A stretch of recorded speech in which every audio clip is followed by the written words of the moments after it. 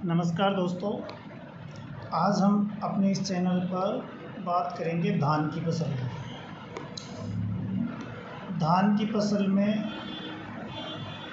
कल्ले कैसे बढ़ाए जाए, उसमें ग्रोथ ज़्यादा हो उसके लिए क्या डाला जाए, कैसे उसमें बालियों की संख्या बढ़ाई जाए, कैसे उसमें कल्लों की संख्या बढ़ाई जाए, और अगर उसकी जड़ें कमज़ोर है तो जड़ों के विकास के लिए क्या किया जाए, आज हम इस टॉपिक पे बात करेंगे।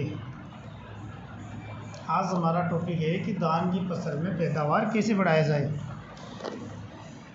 तो किसान भाइयों, सबसे पहले हम बात करते हैं कि फसल में कल्लों की संख्या कैसे बढ़ाई जाए, क्योंकि जाहिर सी बात है कि जितने कल्ले रहेंगे उतनी ज़्यादा पैदावार होगी, उतनी ज़्यादा बाली आएगी, जितनी ज़्यादा बाली आएगी उतनी ज़्यादा पैदावार बढ़ेगी। तो जाहिर सी बात है कि कल्लों की संख्या बढ़ाई जाए। अगर पौधा कमज़ोर दिखता है तो उसमें क्या डालें, आज हम इस सभी टॉपिकों पर विस्तार से बात करेंगे। तो दोस्तों, धान की फसल में अगर कल्लों की संख्या कम है, उसमें कल्ले कम हैं, जैसे 10, 15, 20, 15 कल्ले हो, तो पौधा अगर कमज़ोर है तो ही कल्लों की संख्या कम रहती है। अगर पौधा स्वस्थ है, उसमें न्यूट्रिएंट्स की मात्रा समान रूप से मिल रही है, या जो उसको खाना है पर्याप्त मात्रा में, जो खाना पौधे को आवश्यक होता है वो अगर पर्याप्त मात्रा में मिल रहा है, तो जाहिर सी बात है कि उसमें कल्लों की संख्या भी ज़्यादा रहेगी। तो हम बात करेंगे कि उसमें कल्लों की संख्या कैसे बढ़ाई जाए। अगर न्यूट्रिएंट्स की कमी है तो कौन सा न्यूट्रिएंट्स उसमें दिया जाए जिससे कि कल्लों की संख्या बढ़े।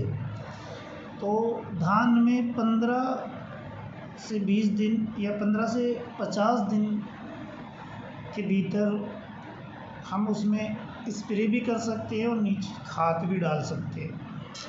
तो 15 से 20 दिन के अंदर या 20-25 दिन के अंदर आपको ये जानकारी हो जाती है प्लांट में कि अपने प्लांट में कल्लों की संख्या कम है या अपनी फसल कमज़ोर है। तो फसल कमज़ोर है तो उसमें क्या डालें, इस चीज़ पे अपन आज विस्तार से बात करेंगे। तो किसान भाइयों, अगर अपने कल्लों की संख्या कम है और कल्लों की संख्या कम है तो जाहिर सी बात है पौधा कमज़ोर रहेगा, उसकी जड़ें कमज़ोर रहेगी, और जड़ें कमज़ोर है जब भी तो कल्ले की संख्या कम है उसमें। भाई निश्चित सी बात है कि जब ज़मीन कमज़ोर है, जड़ें उसकी कमज़ोर है, जब भी तो कल्लों की मात्रा कम है, उसको न्यूट्रिएंट्स नहीं मिल रहा, जब भी तो कल्लों की संख्या कमज़ोर है ना। और कमज़ोर बाड़ी का पौधे में असर भी दिखता है, जैसे पौधा पीला पीला सा भी दिखता है। तो इसके लिए हमें उसमें न्यूट्रिएंट्स डालना पड़ेगा। दोनों प्रकार से न्यूट्रिएंट्स आप डाल सकते हो, स्प्रे भी कर सकते हो और नीचे यूरिया में मिला के ड्रिचिंग भी कर सकते हो। जो आपको बेटर है वो चीज़ आप कर सकते हो। स्प्रे का अगर अपन स्प्रे करते हैं तो स्प्रे का रिजल्ट अपने को तुरंत मिलता है। अगर तेज़ी से कल्लों की संख्या बढ़ानी या कलर उसका जो पीला पीला सा दिखता है कमज़ोर सा, उसको मतलब एक अपन कह सकते हैं कि हरा भरा कलर पाने के लिए उसमें अगर हम स्प्रे करेंगे तो उसका रिजल्ट जल्दी मिलेगा।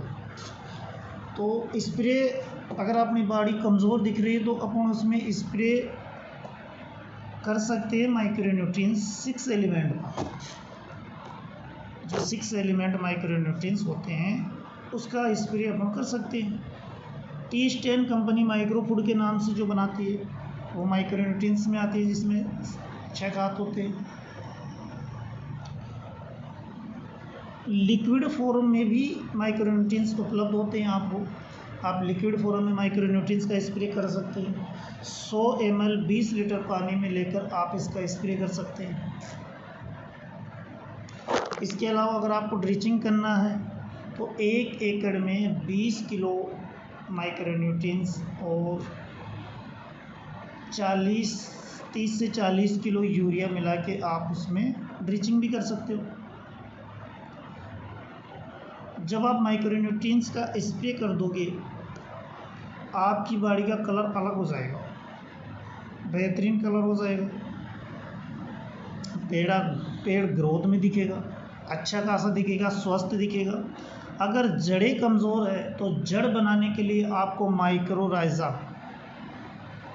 1 एकड़ में 5 किलो माइक्रोराइज़ा नीचे यूरिया में मिला के आप उसको डाल दो जड़ों में।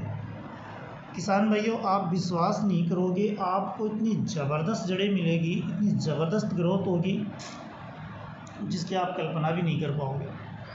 इसके अलावा आप ह्यूमिक जो 99% होता है, आप ह्यूमिक भी डाल सकते हो नीचे। ह्यूमिक का आप स्प्रे भी कर सकते हो, 50 ग्राम प्रति 20 लीटर पानी के हिसाब से आप उसका स्प्रे भी कर सकते हो। इससे भी आपके 2 काम होंगे, एक तो आपके पौधे की जड़ें बनेगी, दूसरा आपके पौधे में कलर आ जाएगा, ग्रीनेंस आ जाएगी। तो ये 2 चीज़ें आप कर सकते हो। ये चीज़ें करने से किसान भाइयों आपके कल्लों की संख्या बढ़ जाएगी, आपकी बाड़ी का कलर सेट हो जाएगा, आपकी बाड़ी में जड़ें बन जाएगी।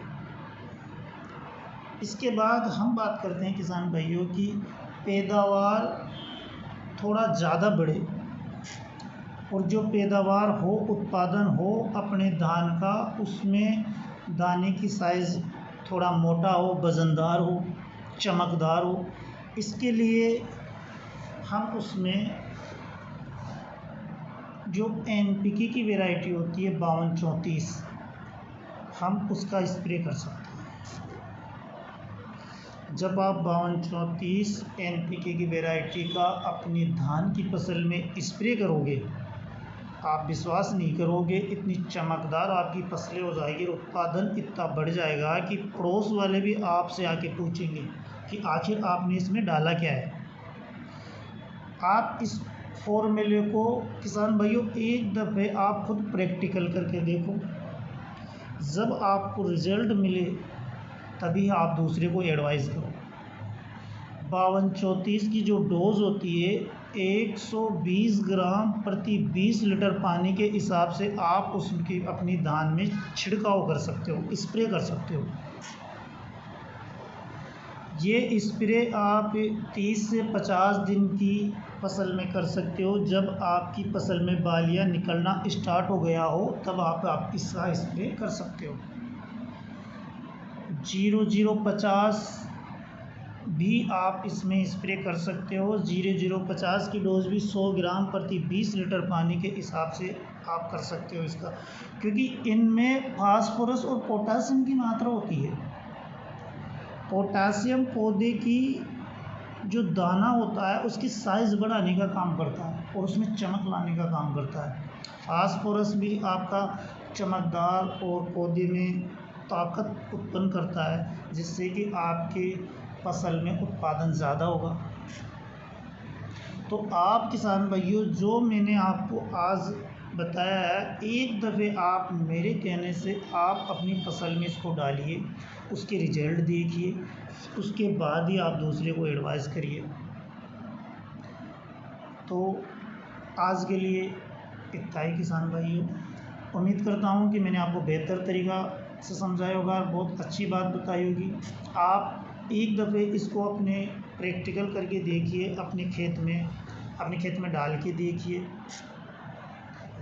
और इनका रिजल्ट लीजिए। अगर किसान भाइयों आपको इसका माइक्रोन्यूट्रिएंट 6 एलिमेंट एक जगह वाला नहीं मिले, मतलब एक पाउच में जो 6 एलिमेंट होते हैं वो नहीं मिले, तो आप 6 एलिमेंट को डिफरेंट मात्रा में लेकर भी आप स्प्रे कर सकते हैं।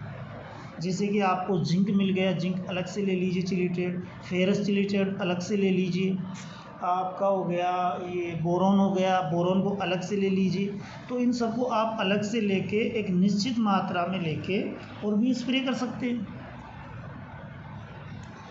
जैसे कि आपको जिंक लेना है 500 ग्राम प्रति एकड़ के हिसाब से, फेरस सल्फेट 500 ग्राम प्रति एकड़ के हिसाब से, बोरोन 500 ग्राम प्रति एकड़ के हिसाब से, मतलब ज़्यादातर टेक्निकल 400 से 500 ग्राम आप माइक्रोन्यूट्रिएंट्स में जो आते हैं वो लेकर आप एकड़ में स्प्रे कर सकते हैं, आपको वही रिजल्ट मिलेंगे।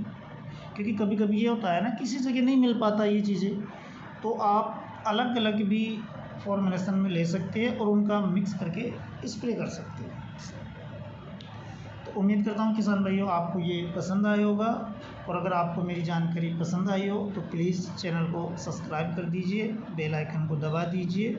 आज के लिए इतना ही, धन्यवाद।